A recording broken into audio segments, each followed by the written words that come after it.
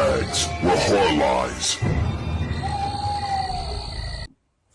Hello, welcome to Body Bags. My name is James and I'm your Sunday night reviewer. And this evening I wanted to bring you it's a difficult one to talk about because it's such an ambiguous kind of movie. It's The Reflecting Skin by Philip Ridley. Lost the name then. So yeah, this is it's a very difficult film to talk about because, to be honest, I'm not sure what it's about. There's it's sprinkled with symbolism and images that beyond what I kind of was able to follow. The narrative is kind of very loose. The characters are very loose. The visuals are very stunning. Music's very striking, and sometimes it's a little overpowering. You have these such bold visuals with powerful music, and then almost overacting maybe at times. The acting feels on all kind of different levels. But anyway, we have our young boy that is the main. We kind of see the film pretty much through his eyes. Seth Dove. So yeah, this is set in like kind of rural America. There's like kind of cornfields everywhere, and these kind of wooden like barn houses, these sorts of things. So everything's all spread out. So it's very one house per distance. It's very isolated with how all these things are, and basically the film has a very odd start. I think it's kind of where it got a little bit of its notoriety, the blowing up of the frog at the start, but basically he believes that his neighbor is a vampire, this widowed lady, and she's quite odd, like with this exploding frog. She gets covered in its innards, and Seth's mum tells him to go and apologize. So he goes around there, and she's just utterly weird. She's just consumed with grief, this woman, through her lost love, her husband, and things like that. It's very sad. Like throughout this movie, it's just sadness. Like that's the overall thing that kind of struck me. You have Seth's parents, and she's an unhappy woman.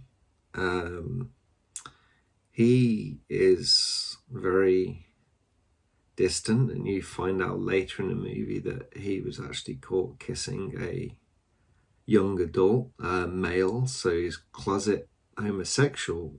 When this film is set in the 50s, that's obviously not a done thing, especially in this kind of rural American setting where it's very kind of with the assumption with how the kind of the discussions where like talking about angels and things like that, there's very religious based kind of. But well, like I said, it's set in rural America. It's in the 50s. Religion is going to be very prevalent within these people's lives. So what he did is a big no-no, and as a consequence, he actually gets killed. He sets himself on fire.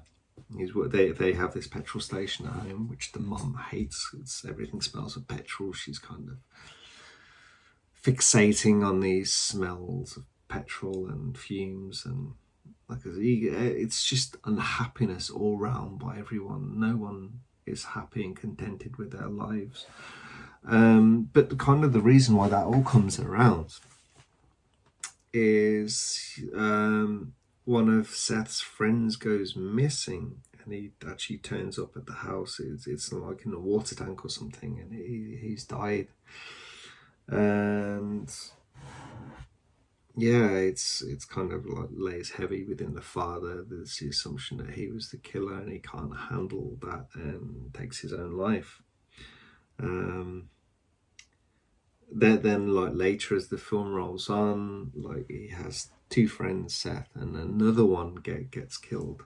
So if we go back a little bit, we see this car with these four teenagers in, and it's kind of, this car is like the representation of death, I think, somehow. Because there's different characters you see at different times getting into the car, and then when you see them again later, they are dead. And Seth always has these interesting, quite short conversations with the driver. And like he's filling the car up at one point, and the driver's like, "I'll be seeing you," and he drives away. And then another time he's asking Seth, "Do you need a lift?" And he's like, "Not right now." So it's kind of there's this flip where Seth kind of understands what this car is, and he leads this widowed woman, neighbor. He allows her to get in the car where he pretty much knows what's going to happen. That's because he's doesn't want his brother, Viggo Mortensen, who's come back from the army. It'll be the Second World. No, it won't be the Second World War because it's in the 50s. He was away somewhere actually, testing atomic weapons, which is interesting because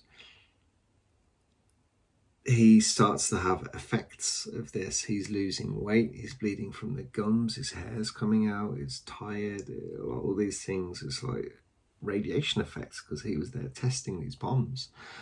But it's kind of the idea where you hear about the reflecting skin, and maybe the kind of the reflection within the title, reflecting skin, that it's a vampire, because he believes that this woman is a vampire. And he believes that his brother is suffering the effects of this vampire, which is also why he's happy for her to get into a car. So, like, this black car, that she won't take the brother away and they'll kill this vampire because he truly believes it. And it's kind of, it's like it's just this sadness throughout the movie. There's one point where they're talking about that dead children that have died are actually like angels, and they're in this church, and they find this kind of like a paper mache kind of thing, and it's actually it's a pretty much fully formed fetus in there that someone's obviously miscarried and left it in this church, and he takes it home. It's like that he believes it's this angel, and he's talking to it at night time, and like I said, the darkness within this, and it's kind of why it's so hard to, I can't, apart from all this dread and sorrow and pain, it's like I don't quite know what to take out from the film. Like there's so much symbolism here. There's probably many things that I'm kind of missing. This is one where I really recommend a rewatch. I just wanted to talk about it because I've just watched it just this once, but it was such an interesting watch. I'd heard bits and pieces about this, but I'd never seen it, and it's kind of partly what I was expecting and partly nothing what I was expecting. It's borderline horror.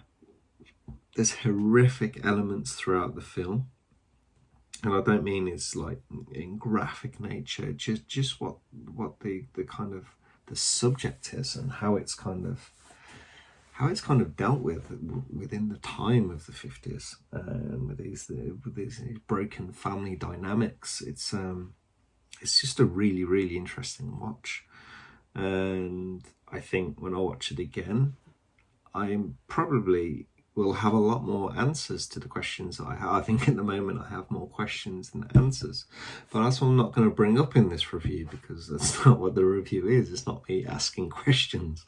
It's me just talking about the movie and like my feelings on the movie and my views on the movie. But I would highly recommend watching this. I'm not sure if it hasn't easily available Blue. I know there's DVDs of this that you can pick up. I actually watched this on Tubi, but I'm that interested that I actually want try and track down a Blu-ray if there is, and kind of, I've rarely watched commentaries. I think I've seen 2 within my lifetime. It's just not something that ever really piques my attention, but I would love if there is commentary on people involved with this movie, and I'd love to hear kind of